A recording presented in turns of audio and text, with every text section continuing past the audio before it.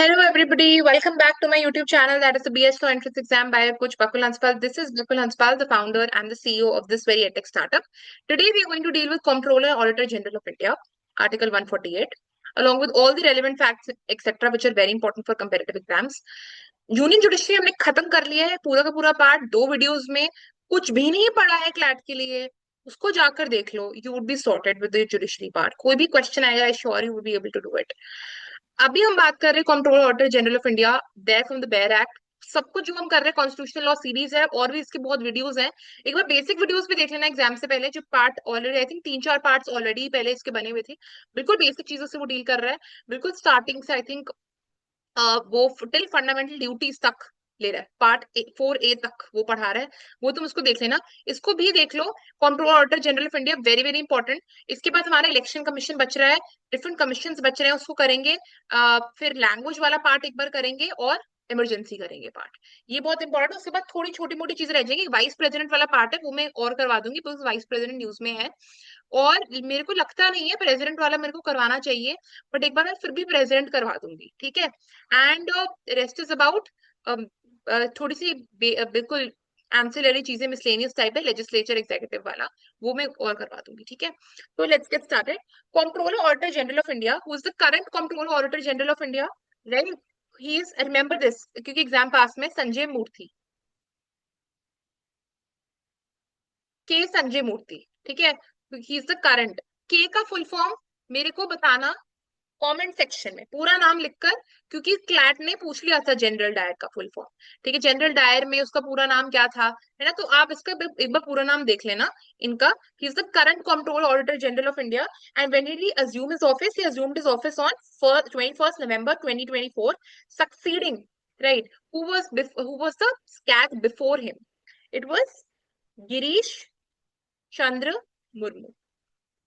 हमने गिरीश चंद्र मुर्मू पढ़ा था अपने क्लैट एग्जाम के लिए, ठीक है, अपने टाइम पर. बट अब संजय मूर्ति हो गया, सो रिमेंबर दिस, ठीक है.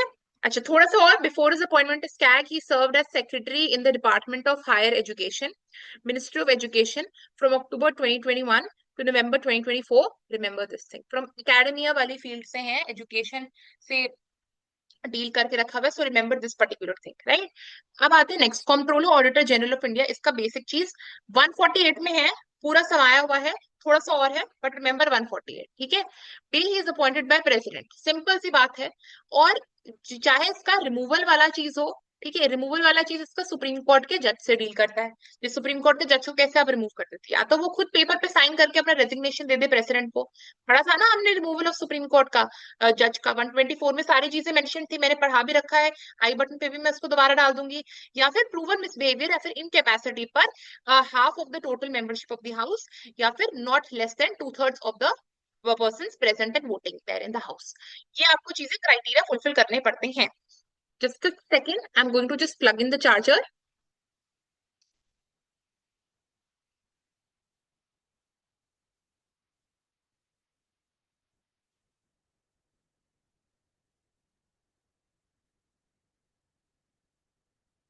Yes, we are sorted. So every person appointed to be the Comptroller Auditor General of India shall, before he enters his office, make and subscribe before the President or some other person appointed in that behalf by him an oath or affirmation according to the form set out in the purpose in the third schedule. Third schedule affirmation से deal करता है, मैंने पूरा explain करा हुआ है. This was the trick I was talking about. अब ये ट्रिक मैं ऑलरेडी एक्सप्लेन करके रखी हुई है पिछली वीडियोस में.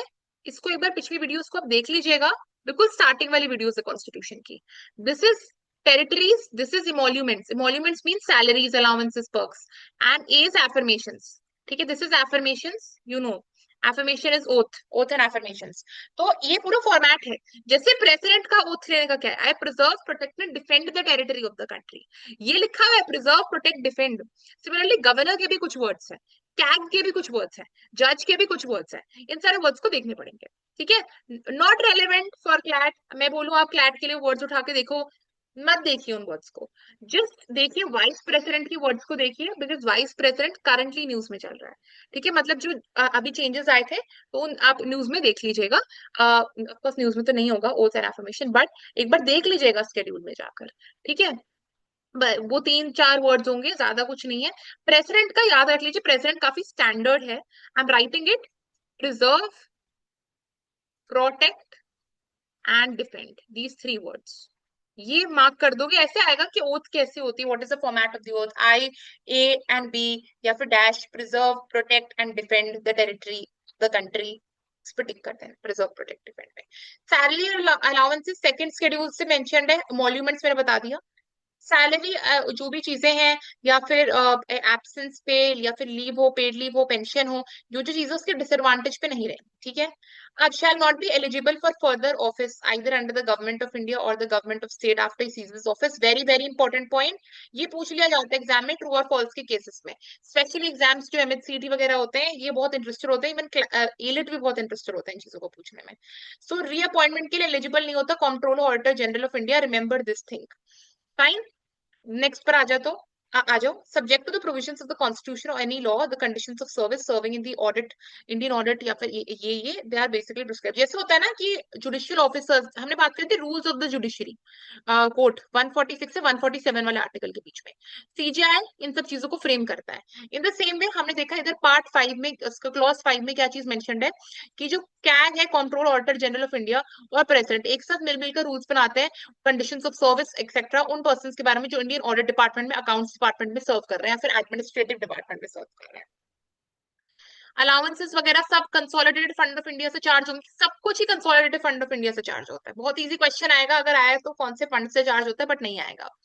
Duties and powers of controller auditor general of India, these articles are not relevant for CLAT. However कुछ लिखने को आया मेंस में यूपीएससी के, तो पॉइंट्स लिखने ही है ना, लिख लेना, but major standard remember 148 only. फिर आता है duties, controller auditor general of India shall perform such duties and exercise such powers in relation to the accounts of the union and states और एनी अदर अथॉरिटी और under provision shall perform such duties in relation to accounts of union and states as conferred exercise by the auditor general of India immediately before the commencement of the constitution in relation to the accounts of the Dominion of Indian provinces। जैसे हमने बोला था कि commencement of constitution या फिर establishment of supreme court से पहले we had a federal court. जैसे ही फेडरल कोर्ट आया, सुप्रीम कोर्ट फेडरल कोर्ट हट गया और सुप्रीम कोर्ट का इस्टेब्लिशमेंट हुआ। जब कैग बॉडी नहीं बनी थी, which was the controller auditor general of India, तो we had the auditor general of India, auditor general of India, ये shall perform its duties powers in relation to accounts of the union as conferred or exercisable। तो commencement of constitution से पहले auditor general of India सारी चीजें करता था, but जैसे CAG body बनी तो ऑडिटर जनरल ऑफ इंडिया हट गया, तो जो जो functions auditor general of India करता था कमेंसमेंट ऑफ कॉन्स्टिट्यूशन से पहले, वही कैग करेगा। कैग का मेजरली फंक्शन न्यूज़पेपर्स में आप हमेशा देखोगे कवर होता रहता है कि कैग ने ये रिपोर्ट निकाली कि इस पर्टिकुलर वेलफेयर वाली पॉलिसी में, या फिर इस पर्टिकुलर सब्सिडी स्कीम में, या फिर इस पर्टिकुलर फंड्स के साथ इतना इन्वेस्टमेंट हुआ है, कितने फंड्स का लॉस हुआ है ना, और कितने को बुरी तरीके से यूज करा गया है, कितने हवाला ट्रांजैक्शंस हुए हैं, किसको मिसयूज करा गया है। All this is what it is record by controller and auditor general of India. ठीक है, ये चीजों को देखना ऑडिटिंग का काम होता है। Accounts of union state shall be kept in such form as the president may prescribe on advice of the auditor controller auditor general of India. ठीक है, president is going to advice the format as well. Audit reports आती हैं इन चीजों को auditing करने के बाद, सारी पॉलिसी स्कीम्स को देखने के बाद। The reports of the Comptroller Auditor General of India related to the accounts of the Union shall be submitted to the President, who shall cause them to be laid before each house of the Parliament। Discussion के लिए कितना घपला क्यों हुआ। Reports of the Comptroller Auditor General of India relating to the accounts of the state shall be submitted to the Governor। Union के लिए तो आपने बोल दिया प्रेसिडेंट, स्टेट के लिए आपने बोला क्या, governor of the state, who shall cause them to be laid before the legislature of the house for discussion, कि इस पर्टिकुलर स्कीम में जो स्टेट लेजिस्लेटिव असेंबली द्वारा इनैक्टेड थी, इतना घपला क्यों हुआ। फाइन, इस चीज को मैंने बिल्कुल भी बात नहीं करी इसके बारे में। हमारे सर बात करते थे जब हम पढ़ते थे क्लैट के एग्जाम के लिए, राजमुख जो वर्ड है ना, गवर्नर, गवर्नर को पहले हम राजमुख बोला, राज प्रमुख बोला करते थे, राज प्रमुख। राज प्रमुख वर्ड ना, ये हटा दिया गया वर्ड, अब आप सिर्फ गवर्नर वाले वर्ड को यूज करते हो, and that is by the 7th amendment act. ठीक है, 1956। बहुत सारी चीजें होती है इस अमेंडमेंट एक्ट में, but for now remember 7th amendment act 1956 for both CLAT and UPSC people. I am saying, क्योंकि ये जो चीजें है ना, ये एलिट में पूछने के चांसेस है, क्लैट नहीं पूछेगा। रात और हो सकता है पूछ भी ले, बिकॉज हाँ, वो जो गवर्नर वाली चीज है वैसे तो एडवाइजरी जुरिसडिक्शन से रिलेटेड है, जो मैंने अभी डिस्कस करी इससे पिछले वीडियो में, लेकिन क्लैट का मेरे को कोई चांस नहीं लगता। लेकिन ये एलिट, एमएचसीटी, ओलेट्स वगैरह में पूछने के चांसेस हैं 7th कॉन्स्टिट्यूशनल अमेंडमेंट, रिमेंबर। ठीक है, चलो फिर नेक्स्ट वीडियो में हम आगे का पार्ट को कंटिन्यू करते हैं। We'll start with languages in the next video, right? So we're getting most of the details. Do like, share, comment, and subscribe to my YouTube channel. Stay tuned.